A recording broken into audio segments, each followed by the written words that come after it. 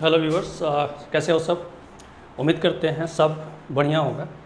और ये एक्चुअली पिछला वीडियो जो मेरा था थ्योरी के ऊपर इलेक्ट्रोस्टैट, और उसमें भी हम इलेक्ट्रिक पोटेंशियल पे कुछ काम कर रहे थे और कहा गया था कि हाँ इस जो इतना फार्मूला वगैरह है फॉर्मेट जो है उसको यूज़ करोगे और क्वेश्चन बनाओगे। उसी से रिलेटेड ये वीडियो। इसमें एक्चुअली पिछला वीडियो में क्या हुआ था कि हम इक्विपोटेंशियल सरफेस सोचे कि वीडियो थोड़ा सा ज़्यादा हो जा रहा है और गर्मी काफ़ी ज़्यादा लग रहा था, तो हम तो ड्रॉप करके निकल लिए यहाँ से। बट सोचे कि नहीं, इक्विपोटेंशियल सरफेस के बिना तो पूरा पोटेंशियल का कंसेप्ट क्लियर होता नहीं। हालांकि पोटेंशियल का क्वेश्चन बनाने के लिए हम लोग को और थोड़ा सा आगे एक्सटेंडेड पढ़ाई करना पड़ता है, दैट इज़ गॉसेस थ्योरम।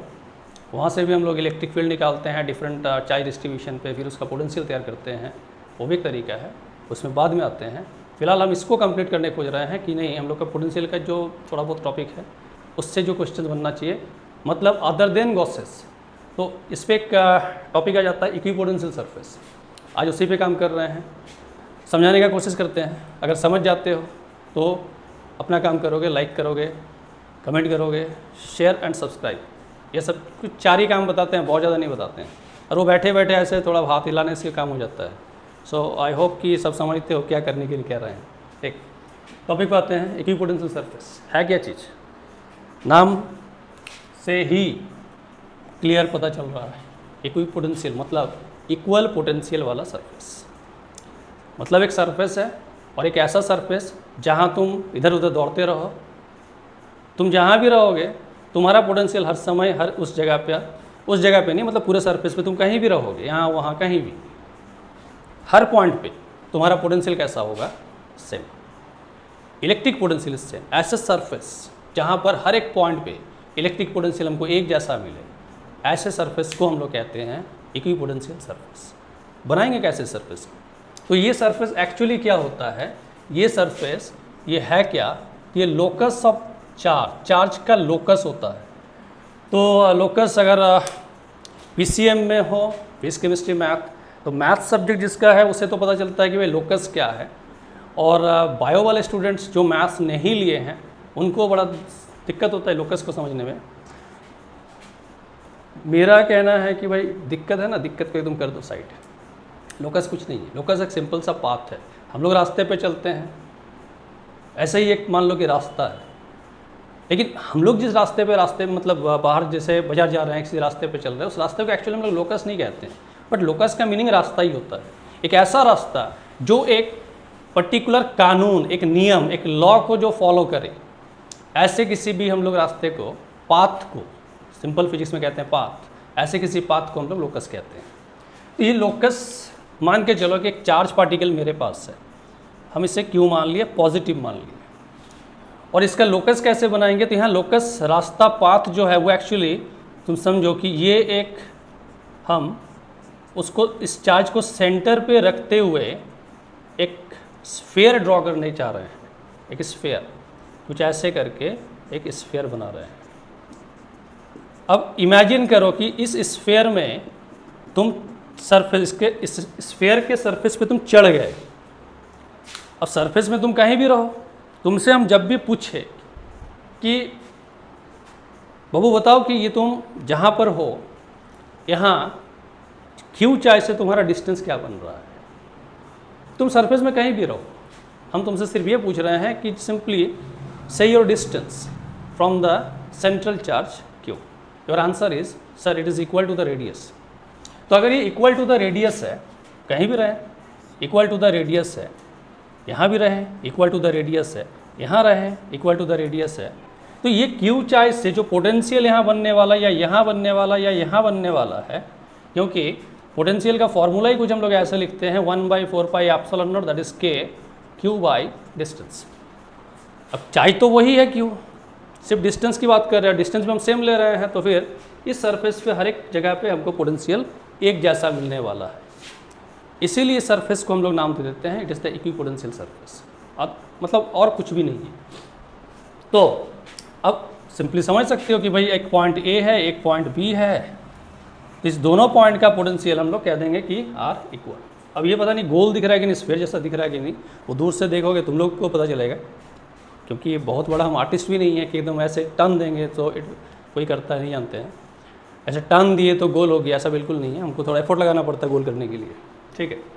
तो ए और B are two considered points where the potentials are found to be equal same. तो ऐसे दो पॉइंट्स की अगर हम बात कर रहे हैं और फिर कहा गया कि चलो भाई इस दो पॉइंट्स, एक कंडीशन यहाँ पर हम लोग बनाते हैं कि पहले हमको यहाँ क्या मिला कि A and B are two points on the same surface, same equipotential surface.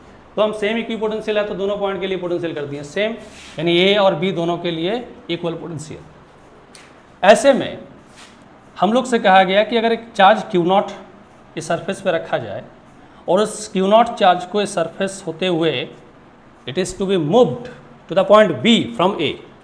अगर इस A से B पॉइंट तक we need to move the charge Q0, so what work is needed for that? Nothing, कोई वर्क का जरूरत नहीं पड़ता है। क्यों ऐसा? चले जाओ पोटेंशियल के डेफिनेशन पे। मूव करा रहे हैं चार्ज को, कहाँ से कहाँ करा रहे हैं? From A to B। Work per unit charge is the potential difference. ये पिछला वीडियो में दिया हुआ है, अगर कोई मिस किए हो तो डिस्क्रिप्शन में जाओगे, लिंक है, पिछला वीडियो देख लोगे क्या है।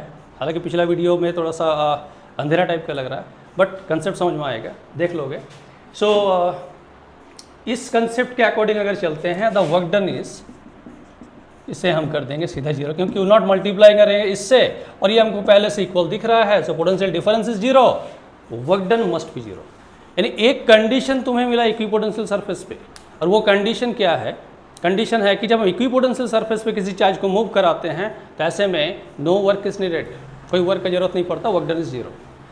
फिर आते हैं आगे, चलो डिस्टेंस को थोड़ा सा बढ़ाते हैं और एक दूसरा हम इक्विपोटेंशियल सरफेस यहाँ पर ड्रॉ करने का कोशिश करते हैं। कुछ ऐसे हम लोग एक ड्रॉ किए। अब इस सरफेस पे भी तुम कोई दो पॉइंट्स कंसिडर कर लोगे, इस दो पॉइंट का पोटेंशियल सेम होगा क्योंकि ये डिस्टेंस भी सेम है। हालांकि अगर Q चार्ज से हम पॉजिटिव चार्ज है और उससे दूर जा रहे हैं तो कह सकते हैं कि हाँ, इस सरफेस पे जब हम पहुँचे तो पोटेंशियल थोड़ा सा रिड्यूस हुआ as compare to the first surface. इतना कह सकते हैं कि इस सरफेस, सेकेंड सरफेस में आके पोटेंशियल थोड़ा सा रिड्यूस हुआ है बिकॉज चार्ज इज पॉजिटिव, और डिस्टेंस के साथ साथ ये पोटेंशियल रिड्यूस करते चला जाएगा। चलो ये तो हुआ, पोटेंशियल अगला सरफेस में आके कम हुआ। फिर तुम्हारा इच्छा हुआ कि सर अगर दो सरफेस हम बना सकते हैं तो इसका मतलब है कि और भी इक्विपोटेंशियल, इतना नहीं लेते हैं, थोड़ा छोटा करके इधर से ले लेते हैं, और भी इक्विपोटेंशियल सरफेस ऐसे करके हम लोग ड्रॉ कर सकते हैं। और भी देखना, अब ये इक्विपोटेंशियल सरफेस जैसे हम ड्रॉ करते चले जाते हैं, ऐसे करके जब ड्रॉ करते चले जाते हैं, कुछ इस तरह से हम लोग ड्रॉ कर रहे हैं। एक सेकेंड कंडीशन यहाँ से निकल के आ रहा, वो क्या है कि जरा इस चार्ज के बारे में सोचो, चार्ज का साइन कैसा है? तो पॉजिटिव।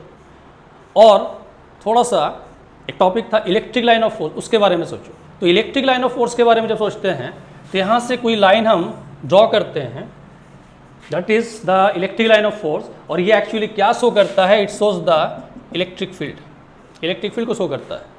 और हम क्या यहाँ गौर कर रहे हैं कि ये एक्चुअल जो इलेक्ट्रिक लाइन ऑफ फोर्स है, जो लाइन बना हुआ है इलेक्ट्रिक फील्ड का, ये रेडियल लाइन, मतलब रेडियस वाले लाइन पे आ रहा है।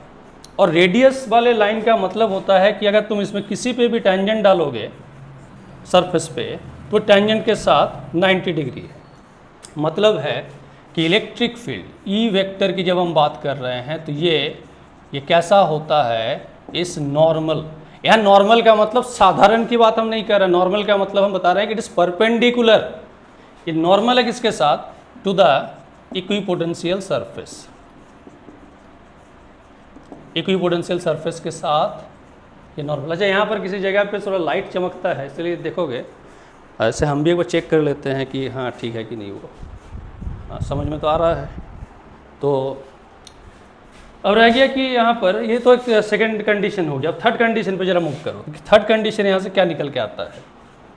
थर्ड कंडीशन है कि अब इस चार्ज से तुम जितना दूर जाओगे, हम क्या बोले कि पोटेंशियल रिड्यूस होगा। यानी हम अब ऐसे मूव कर रहे हैं, सोचो ये मेरा मूव करने का डायरेक्शन है, तो एक रिलेशन बनता है इलेक्ट्रिक फील्ड और पोटेंशियल के बीच में कि electric field is equal to the negative potential gradient. Potential gradient, this is called potential gradient, d by d r, change in potential per unit distance, change in potential per unit distance, d by d r. और इसमें minus भी लगता है। Minus का मतलब ये होता है कि यही चीज़ बता रहे हैं कि तुम इस इलेक्ट्रिक फील्ड के डायरेक्शन पे जाओ, और डायरेक्शन पे जब चलते हैं तो पता चलता है कि भाई जितना हम इस फील्ड के डायरेक्शन पे आगे बढ़ते हैं ये पोटेंशियल धीरे धीरे रिड्यूस कर रहा है। लाइन थोड़ा सा हो सकता है ऊपर उठ गया हो, लेकिन नॉर्मल है वो जो भी है। तो यानी पोटेंशियल हम लोग कहेंगे कि रिड्यूसेस या डिक्रीज लिखोगे किधर जाने के बाद, in the direction of E vector. E vector के डायरेक्शन पे जाओगे पोटेंशियल घटेगा। 3 कंडीशन मिला है। क्वेश्चंस बनाने के समय बता रहे हैं कि ये सब कंडीशंस अपने दिमाग में रखोगे। बहुत कुछ सोचना पड़ता है क्वेश्चन के समय। ऐसा नहीं कि एक क्वेश्चन मिला, एक फार्मूला मिला, बैठा दिए, आंसर लाएं, ठीक है, ऐसा भी होता है, ऐसा क्वेश्चन भी होता है। बट वो क्वेश्चंस लेके हम लोग बहुत दूर तक फाइट नहीं कर पाते हैं। क्वेश्चंस का कुछ लेवल्स होता है, धीरे धीरे वो रेज्ड होते चला जाता है। तो ऐसे में हम लोग का तरीका क्या हम लोग के पास कि हम लोग उससे रिलेटेड, जैसे पोटेंशियल बना रहे, पोटेंशियल रिलेटेड उसका जो सराउंडिंग बना हुआ पूरा सराउंडिंग को अपने दिमाग में रखे, कहाँ क्या जरूरत पड़ जाए इसका कहना बड़ा मुश्किल है। तो 4th कंडीशन पे आते हैं। चलो इस कंडीशन को और थोड़ा सा सिंप्लीफाई कर देते हैं। माइनस dV/dr, माइनस साइन का मतलब हमको समझ में आता है कि पोटेंशियल फील्ड के डायरेक्शन पे जाओगे पोटेंशियल घटेगा। हटा दो फिलहाल के लिए, dV/dr है। अब यहाँ पर हम कुछ काम करने जा रहे हैं, वो क्या कि अगर if dV be kept constant, अगर हम इस dV को यहाँ पर कांस्टेंट बना दें। dV कांस्टेंट का मतलब है कि चेंज इन पोटेंशियल। जैसे बता रहे थे कि यहाँ पोटेंशियल कुछ है, अगले में गए थोड़ा घटा, फिर थोड़ा घटा, फिर घटा, फिर घटा, फिर घटा, ऐसे घटते जा रहा है। तो अगर थोड़ा देर के लिए हम ये मान के चले कि दिस इज़ एक्चुअली 50 वोल्ट, जरूरी नहीं है 30 वोल्ट मान लो, हम मान लिए 50 volt, and this is 45 volt, ऐसे कुछ, या 40 वोल्ट मान लो। चलो कितने का अंतर आया? वेरी ऑब्वियस, 10 वोल्ट का। घट के वो 10 मतलब 10 घट गया तो 40 बना। अगला में गए, नाउ इट इज़ 30 वोल्ट, फिर गए, नाउ इट इज़ 20 वोल्ट। सोचो इस पैटर्न पे ये पोटेंशियल घटते जा रहा है। सोचो यानी इस दोनों सरफेस के बीच में जो सेपरेशन है, separation is somehow dr, and the difference in potential between this to surfaces is 10 volt. और ये 10 वोल्ट का पैटर्न आगे चल के फिर यहाँ पर गए, फिर यहाँ गए, फिर यहाँ गए, फिर यहाँ गए, ये पैटर्न चलते गया dV कांस्टेंट।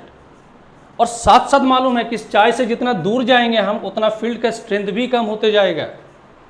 इस चाय से जितना दूर जाओगे वो जो फील्ड फॉर्म कर रहा है इलेक्ट्रिक फील्ड, उसका स्ट्रेंथ भी घटेगा। ऐसे में जब फील्ड घटेगा dV कांस्टेंट, तो पता चल रहा है कि ये dr प्रोपोर्शनल 1/e। तो यहाँ थोड़ा सा फिगर को थोड़ा सा बढ़िया से देखो, इसको समझो, या बोलना क्या चाह रहे हैं। बोलना चाह रहे हैं कि फर्स्ट सरफेस और सेकंड सरफेस के बीच का सेपरेशन को जरा ध्यान दो, कुछ है, और सेकंड सरफेस और थर्ड सरफेस के बीच में सेपरेशन को गौर करो तो पता चला थोड़ा सा ज़्यादा है, दिख रहा है हम लोग, इसमें थोड़ा सा अधिक है। फिर थर्ड से जब हम फोर्थ पे गए फिर थोड़ा सा ज़्यादा, यानी ये पैटर्न अब कंटिन्यू चलेगा। अगर यहाँ नहीं है तो इसको बढ़ाना होगा हमको, फिर ये और बढ़ेगा। ये जो सेपरेशन ये धीरे धीरे क्या हो रहा है, बढ़ते चला जा रहा है, बढ़ते चला जा रहा है, क्योंकि फील्ड का स्ट्रेंथ, हम क्या बोले कि क्यू चाय से जितना दूर जाएंगे इलेक्ट्रिक फील्ड का स्ट्रेंथ घटेगा, और ई घटेगा तो dr बढ़ेगा, बिकॉज यहाँ पर dV को कांस्टेंट रखा गया है। तो ये एक तरीका होता है इक्विपोटेंशियल सरफेस को ड्रॉ करने का, और ये सब कुछ कंडीशंस है, ये कंडीशंस अपने दिमाग पे रखोगे। तो आगे मेरा कोशिश रहेगा कि ये तो समझ में आ गया होगा, बिल्कुल आ गया है, बट ये नहीं कहेंगे कि हाँ बोलो, जोर से आवाज़ दो कि हाँ सर यस सर समझ गए हैं, ऐसा बिल्कुल नहीं कहेंगे, आवाज़ आएगा नहीं मेरे तक, ठीक है। समझ गए हो, इससे रिलेटेड क्वेश्चंस को तुम लोग सॉल्व करने का कोशिश करोगे। अब मेरा कोशिश क्या रहेगा कि हम इसके ऊपर एक वीडियो बनाएं जिसमें पोटेंशियल रिलेटेड क्वेश्चंस को कैसे सॉल्व करना है उसको सीखें। तो हो सकता है कि वो गॉसेस के पहले हम वीडियो बना दें, या ऐसा हो सकता है कि गॉसेस में पोटेंशियल रिलेटेड जो टॉपिक आएगा उसको पढ़ाने के बाद फिर हम क्वेश्चंस बनाएं, ठीक है। तो जो भी करेंगे for the sake of students के लिए करेंगे, अपने व्यूअर्स के लिए करेंगे। और अगर ये समझ में आया है तो भाई अपना काम करोगे, ठीक है, अपना काम करोगे, उधर से एक मोटिवेशन मिलेगा, इधर से हम घर भी झेल लेंगे, कोई प्रॉब्लम नहीं है, ठीक है। चलो तो मिलते हैं फिर नेक्स्ट वीडियो पे, तब तक सबको